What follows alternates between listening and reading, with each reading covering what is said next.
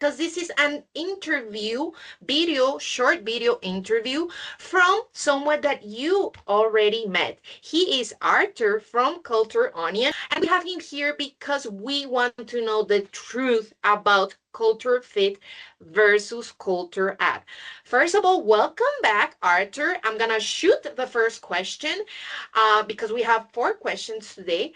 So, Artur, please tell us what's wrong with just treat everyone as adults when managing multicultural teams? What's perceived as professional in one context, in one culture, will be totally inappropriate in another.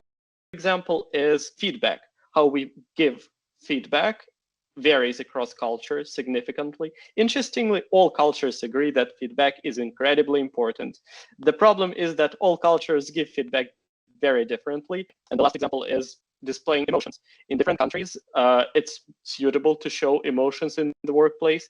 In some other places, it's not. So basically, when there are so many different ideas about how to behave in the workplace, it's not very rational to expect everyone to follow and be adults, because in different multiculturally diverse teams, everyone has their own ideas of how to behave that way.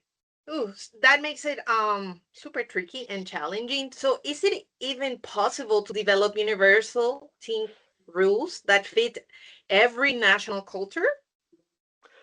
I would say it's a great challenge, and it's a big challenge for the manager who has a team that consists of different people. I would say that it is possible, but it's a lot of work. It's better to choose one way and try to adapt the culture of the team to fit one way. And in this particular context, it's better to rely on written communication. But when it comes to feedback, unfortunately, there is no, for example, universal rule. Interestingly, some cultures prefer discussions, and their discussions can seem like debates or even fights to people who are not used to hearing such debates. And advice I would give on this particular situation in the workplace is to probably at first definitely try to have no discussions in the beginning, because for people who are not used to such discussions, it can be quite hard to get through them. It's better to look at your team, understand how you are different, and find a way to deal with each cross-cultural difference so that you have one simple framework to work with as a team. And I hear you loud and clear because I am a Latin American nationality, and I've worked with European for many years, and I've dealt in a challenging way with this being so direct that for Latino we're a little bit more sensitive, or at least we express more sensitivity towards this type of feedback. Now, Artur, you mentioned something on our first question about timing. So my next question is about this. What about the difference in how people treat time? How can we account that? Interesting question.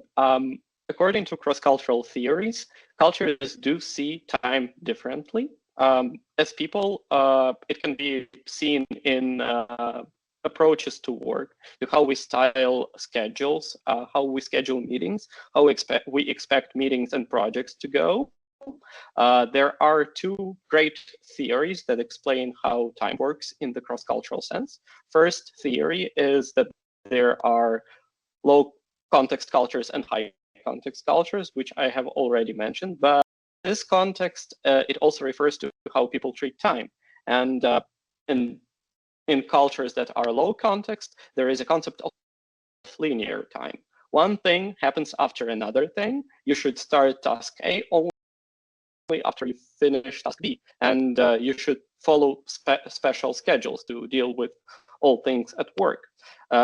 In these low context cultures, it's important to stick to the agenda of the meet. In high context cultures, they have a flexible time approach, and agendas are less rigid.